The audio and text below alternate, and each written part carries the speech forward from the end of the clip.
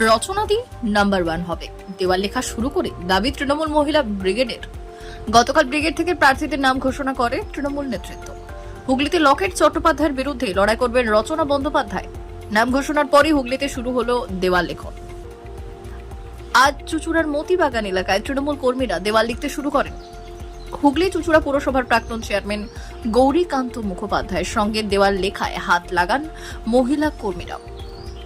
কর্মীদের দাবি রচনা জিতবেন, কোনো সন্দেহ নেই। টেলিভিশন শো এর দৌলতে মানুষের ঘরে ঘরে পৌঁছে গেছেন রচনা। মহিলা মহলে জনপ্রিয় মুখ তিনি, তাই তাকে আলাদা করে পরিচয় করানো দরকার নেই, এমনই মনে করেছেন তৃণমূল কর্মীরা। গতবার হুগলি লোকসভার বিজেপির লকেট চট্টোপাধ্যায় প্রায় ৮০,০০০ ভোটে জিতেছিলেন। এবার রচনা প্রার্থী হওয়ায় লড়াই কি কঠিন হয়ে গেল? লকেট বললেন, দেখুন, এই লড়াইটা পুরো মোদিজির লড়াই, মোদি ভার্সেস মমতার লড়াই। এখানে কোনো দিদি নাম্বার 1 এর কোনো কিছু লড়াই নয়। এখানে যে দুর্নীতি করেছে সেই দুর্নীতির বিরুদ্ধে লড়াই। মোদিজি তৃতীয়বারের জন্য প্রধানমন্ত্রী হচ্ছেন, সবাই জানে। মমতা বন্দ্যোপাধ্যায় এখানে 42টা সিট, মোদিজি 400টা সিট। সুতরাং উনি তো প্রধানমন্ত্রী হওয়ার দৌড়ে নেই। উনি এবারে বলেও নি, আগে তো তাও বলতো প্রধানমন্ত্রী হবে, এবারে বলেও নি উনি। সেই জন্য এই লড়াইটা ওপরের লড়াই। এখানে আমার বা রচনা ব্যানার্জির দুজনের লড়াই না। আমরা একসাথে কাজ করেছি, তাদের লড়াইয়ের ময়দানের সামনে রাখা হয়েছে। আমি মোদিজির সৈনিক হিসাবে রয়েছি। দুর্নীতি যেভাবে উনি করেছেন, যেভাবে সন্দেশখালীর মহিলাদের সঙ্গে যেভাবে উনি আঘাত এনেছেন, আজকে যতই অভিনেত্রী সবাইকে দিয়ে নিয়ে আসুক, ধামাচাপা দেওয়া যাবে না। সবাই দেখে নিয়েছে। কাজও তারা করেনি। লকেট চ্যাটার্জির কোনো অ্যাভেলেবিলিটি নেই, তাকে পাওয়া যায় না। তিনি একদম অদৃশ্য এমপি। হুগলি লোকসভা কেন্দ্রের মানুষ একদম সক্রিয় এমপি চায়, যিনি কাজ করবেন, মানুষের পাশে থাকবেন এবং মানুষকে নিয়ে এগিয়ে যাবেন। এরকম অদৃশ্য এমপি যাকে দেখতে পাওয়া যায় না, যাকে পাওয়া যায় না, শুধু দাঙ্গা লাগানোর সময় আছেন, অশান্তি লাগানোর সময় আছেন। পাড়ার একটা ছোটোখাটো পুজোকে কেন্দ্র করে গণ্ডগোল, সেখানে তিনি পথ অবরোধ করে যাচ্ছেন। এই পথ অবরোধ করা, জিটি রোডকে আটকে দেয়া, মানুষের গতিকে কমিয়ে দেয়া, এই নেগেটিভ যার মনের মধ্যে অ্যাটিটিউড, তাকে হুগলির মানুষ বর্জন করবে, প্রত্যাখ্যান করবে, খালি সময়ের অপেক্ষা। আপনাদের এখানে প্রার্থী হয়েছেন তৃণমূলের, কি বলবেন, কতটা ভালো লাগবে? প্রথম কথা, আমার তো রচনাকে খুবই ভালো লাগে তারকা হিসেবে। তো উনি যেভাবে দিদি নাম্বার 1-এ সকলের সঙ্গে আন্তরিকতার সঙ্গে মেলামেশা করেন, ভালোবাসেন, আমরা চাইবো আমাদের ওয়ার্ড হুগলি থেকে যখন উনি দাঁড়িয়েছেন আমাদের সঙ্গে সেইভাবে ভালোবেসে আন্তরিকতার সঙ্গে সবাইকে সঙ্গে মিলেমিশে কাজ করবেন, অবশ্যই করবেন। আর উনি নাম্বার 1ই থাকবেন।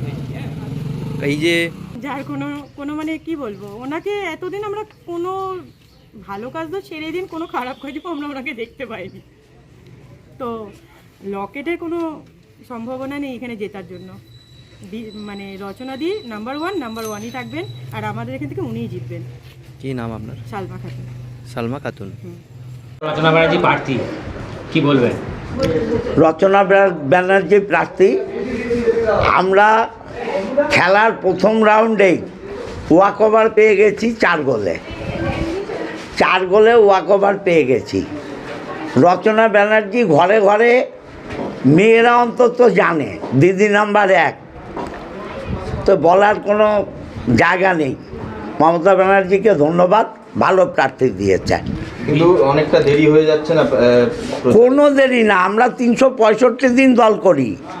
এ কি বিজেপি, সিপিএম, কংগ্রেস নাকি? ঝড়ে আসি ঝড়ে যাই। আমরা 365 দিন মানুষের সাথে থাকি। আমাদের আলাদা কোনো ব্যাপার নেই। ভালো ছেলে মেয়েদের আবার পরীক্ষার আগে পড়তে হয় নাকি? যারা ফেলু মার্কা মাল, ও পরীক্ষার আগে পড়ে। আমরা পরীক্ষার আগে পড়ি না, সারা বছর পড়ি।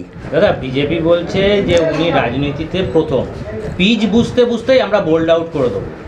আরে রাজনীতিতে ও নূতন হতে পারে, আমরা তো নূতন নই। লকেটের জন্মের আগে আমি রাজনীতি করি।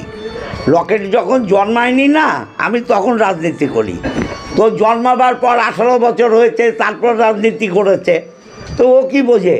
ঝড়ে একবার জিতে গেছে বলে ভাবছে কি ঝড় বারবার আসবে? ন্যাড়া মাথার লোকেরা বেলতলায় একবার যায়, বেল পড়লে আর বাপের জন্মে বেলতলায় যাবে না। চুচুড়া বিধানসভা থেকে কত আশা করা যাচ্ছে? 40,000 লিড দেবো। আমি 22,000-এ জিতেছিলাম। 40,000 লিড দেবো চুচুড়া বিধানসভা থেকে। টোটাল 4 লক্ষ ভোটে জেতাবো। দেখতে থাকুন, ম্যাজিক দেখুন, ম্যাজিক। চলুন। আপনি বলছেন বিধানসভা থেকে, আপনার বিধানসভা থেকে প্রায় ডবলে লিড দেবেন, কি করে সম্ভব এটা? মানুষের ভালোবাসা, আমি 22,000-এতে হেরেছিলাম লকেটের কাছে।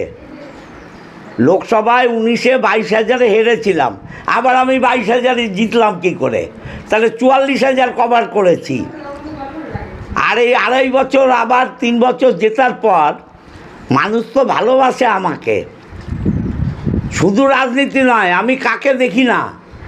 আমার কাছে বিপদে পড়ে সিপিএম গেলে দেখি, তৃণমূল গেলে দেখি, কংগ্রেস গেলে দেখি, আরএসপি গেলে দেখি, বিজেপি গেলেও দেখি। বহু বিজেপির পরিবার মায়ের অসুখে আমার কাছ থেকে টাকা নেয় ওষুধ কেনার জন্যে। আমি নাম বলবো না। প্রার্থীর সঙ্গে যোগাযোগ হয়েছে, কথা হয়েছে? প্রার্থী এই তো হলো, যোগাযোগ হবে। কল্যাণ ব্যানার্জি ফোন করেছিলেন কালকে, যা যা নির্দেশ দিয়েছেন এটা আমি বলতে পারবো না। আমরা কাজ এগোচ্ছি, প্রার্থী 2-1 দিনের মধ্যেই যোগাযোগ করবে, আমরা শুরু করব। কাজ আরম্ভ হয়ে গেছে। দেয়াল দেখুন না, অর্ধেক দেয়াল বিজেপি তো 10 দিন সময় পেয়েছে। আমরা একদিনে যা দেয়াল লিখেছি, একদিনেও নয়, এক রাতে বিজেপি এই 10 দিনে অত দেয়াল লিখেছে। কর্মী আমাদের সাথে, মানুষ আমাদের সাথে, ভোটার আমাদের সাথে।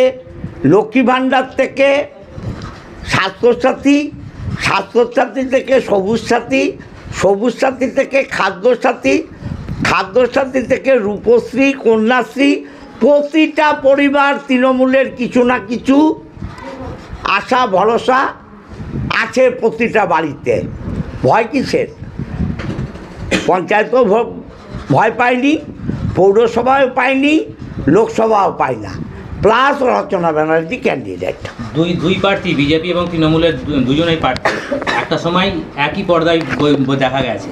না না, হতে পারে তো। অনেক ফুটবলার মাঠে একসাথে ফুটবল খেলে, অন্য দলে যায়।